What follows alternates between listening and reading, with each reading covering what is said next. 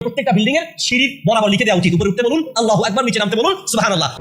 সহি মাসালা হচ্ছে এটা বিল্ডিং এ ওঠার সময় এটা প্রযোজ্য নয় বা আমলযোগ্য না। জাবের রাদিয়াল্লাহু তাআলা আনহু থেকে কুন্না ইযা সাইদনা কাব্বারনা ওয়া ইযা নাযালনা সাব্বাহনা, রাওয়াহুল বুখারী। বুখারী হাদিস 2993। যখন আমরা উঁচু জায়গায় উঠতাম তখন আল্লাহু আকবার বলতাম, যখন নিচে নামতাম সুবহানাল্লাহ বলতাম। এখানে একটা নতুন কথা আছে।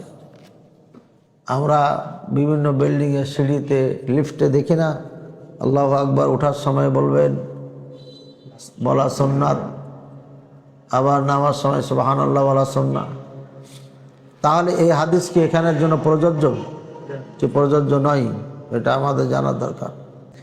সহি মাসালা হচ্ছে এটা বিল্ডিংয়ে ওঠার সময় এটা প্রযোজ্য নয় বা আমলযোগ্য না, আমল স্থান না। এটা কখন বলতেন রাসূলুল্লাহ সাল্লাল্লাহু আলাইহি ওয়াসাল্লাম? যখন সফরে ছিলেন, কোনো উঁচু জায়গায় উঠলে আল্লাহু আকবার বলতেন।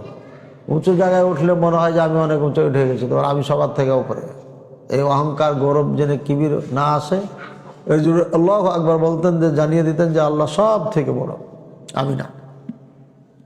এরপরে নিচে যখন নামতেন কোনো ওয়াদিতে, তখন সুবহানাল্লাহ বলতেন। এটা শুধু সফরে বলেছেন, বাড়িতে থাকাকালীন কখনো বলেছেন এমন কোনো দলিল নাই।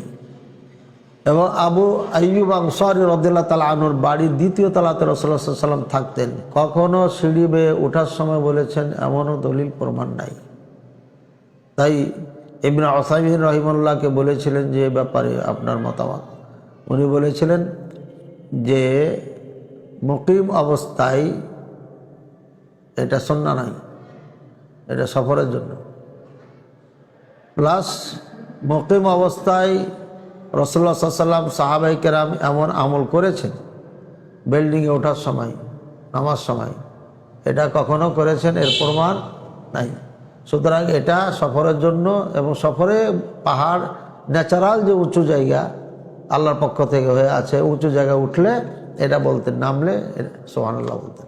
তাহলে বোঝা গেল যে বাড়িতে, সিঁড়িতে, লিফটে যেগুলো লেখা আছে এটা এই হাদিস এখানের জন্য নয়। এটা বুঝে আসলো?